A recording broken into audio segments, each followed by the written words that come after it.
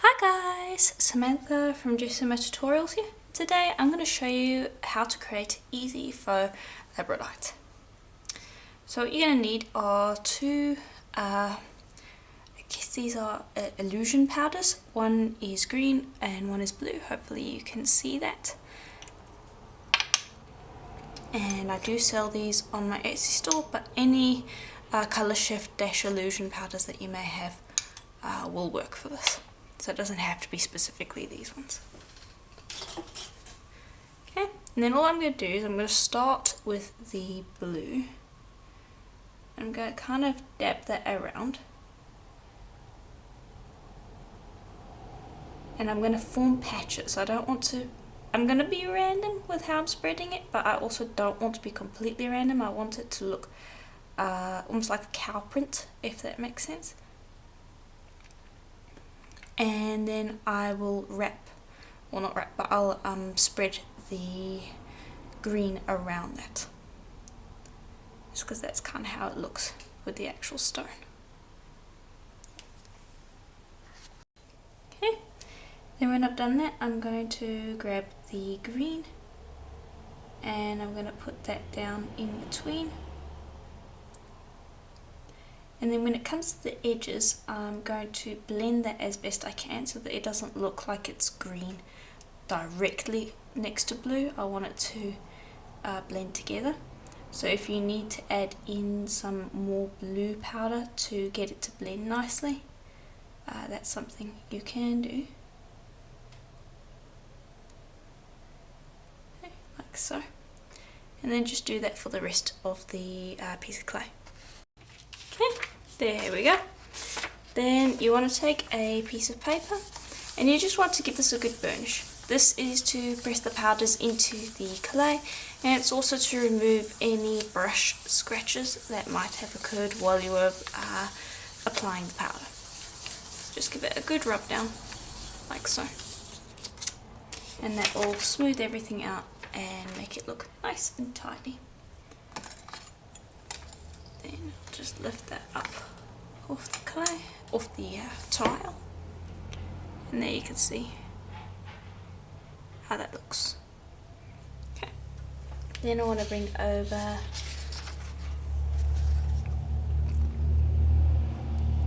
just reposition that, and I'll smooth that onto the tile again. Just wanted to show you how it looked. There we go. Then I want you to grab a blade of some sort. I'm going to be using my craft knife and we're going to be dealing scratches into this. Now I'm going to be using the back of my craft knife because it is a fair bit thicker than the actual cutting edge, and the cutting edge, a lot of the time the scratches don't come out as well as I would like them to, so I'm using the back.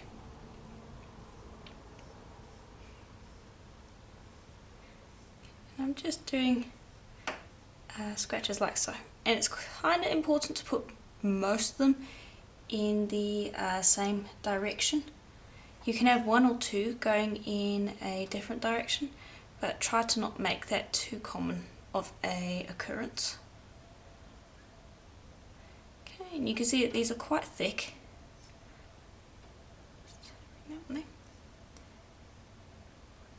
And this one I'm just going to make a little deeper.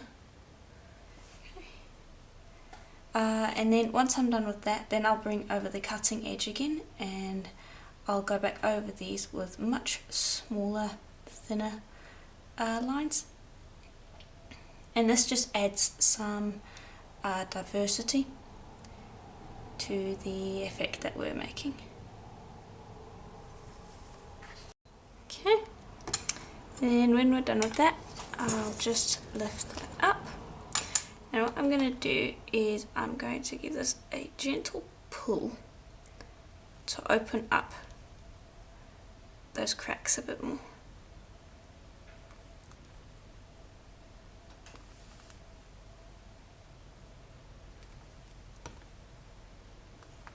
Okay. There we go. Okay, now that will have messed up the back a little bit, which is fine. Grab a piece of paper, flip this the other way around, and what we're going to do is we're going to texture the back. I'm not going to use anything too drastic. You can use coarse sandpaper, or in my case I'm just using an aquarium filter sponge. And I'm just going to give this a quick roll.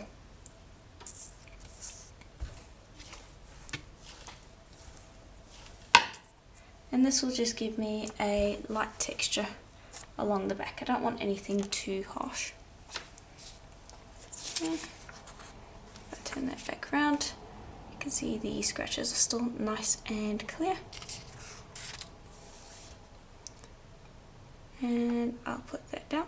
And actually I'm going to be cutting it the other way around, because what I can do is I can press this onto the clay, press this onto the tile, and then almost use this texture to burnish it onto the tile so that it's stuck down. And because we're going to be putting resin on this, whenever you cut with cutters, it gives a very slight domed edge to the face that you're pressing the cutter into. So I'm going to be cutting this upside down so that I get a completely flat surface, and then the back will have a slight dome. So I'm going to be using my droplet cutters, and I'm just going to choose the sizes that I want. Okay, and I think I'll use these ones. So I'll just pop this one down right in the middle. Okay, and I'm going to press down. Now because the powder is on the front, it might stick in the cutter. There, see, it did stick a little bit, but it came out pretty easily. There you can see the front. I'm going to put that on a piece of paper off to the side, ready to bake.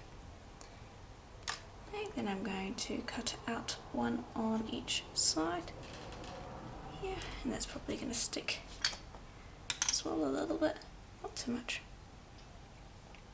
And then I'll just continue cutting out all of the other pieces. And there we go, that's how they've come out. So you can see there they have a beautiful reflection to them, and that will improve once we put the resin on. So now I'm going to bake that for a full hour at Primo's recommended temperature, and when they're done we shouldn't have to sand the sides. You can see it there quite nice and clean. The back's obviously textured, and we can't sand the front because of the powder on there. So basically all that's left to do is to apply resin after this has been baked. Okay, and here they are out of the oven, and I've allowed them to cool completely. So you can give the sides a sand if you want to, but they're pretty clean, so is the back, so I'm not going to worry about that. I'm going to bring over a silicone mat, and this I use when I am resining my pieces, just because it means that the resin, if it does happen to spill, won't stick on the mat, and also a lot of the spare resin will get stuck in the grooves rather than pooling around the actual piece itself. Then I'm going to be using this UV resin.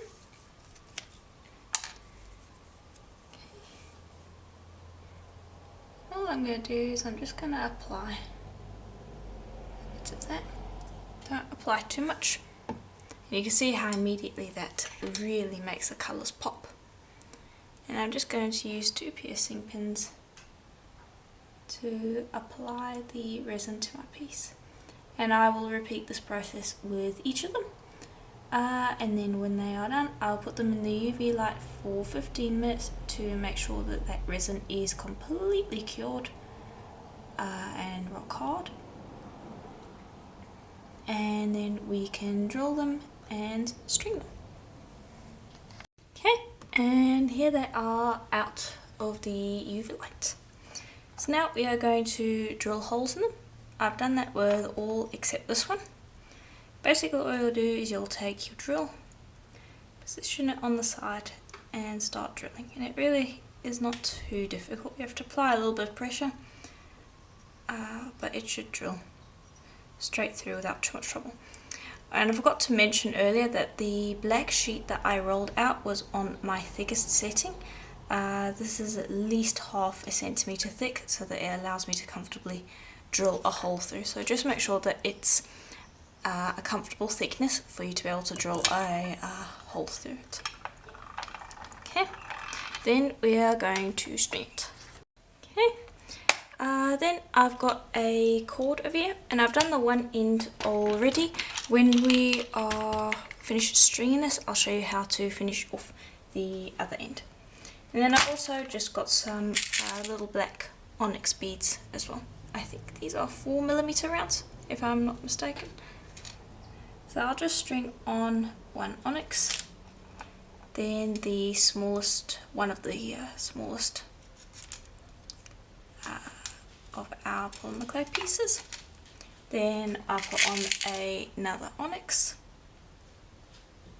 and so on until I finished stringing all the pieces.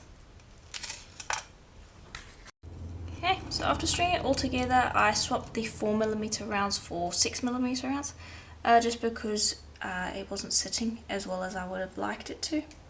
So yeah, I just changed it to 6mm rounds. So I've got a clamshell crimp here, and then just a regular crimp bead. Take that and squish that right up close to the end of your cord. Bring this one back up and close it around the crimp, like so. Grab a jump ring, pop it through the loop, and then grab the other part of your clasp and close up the jump ring, like so. And there we go, that's super simple. And there we go, that's the finished necklace. So if you enjoyed this tutorial, please do let me know in the comments below. And if you would like to support the channel so I can continue making tutorials like this one, please do consider becoming a member. Or I do also have a Patreon where I post exclusive videos that are not available on YouTube. So please do consider checking that out. And if you're interested in the tools and supplies that I used in this tutorial, I do have the ones that I sell on sale at 20% off on my Etsy store, Jessima Design. The link is also in the description below. So if you're interested, please do check that out. The sale will last for 24 hours after this video is posted publicly. And as always, I will see you in the next tutorial. Bye for now.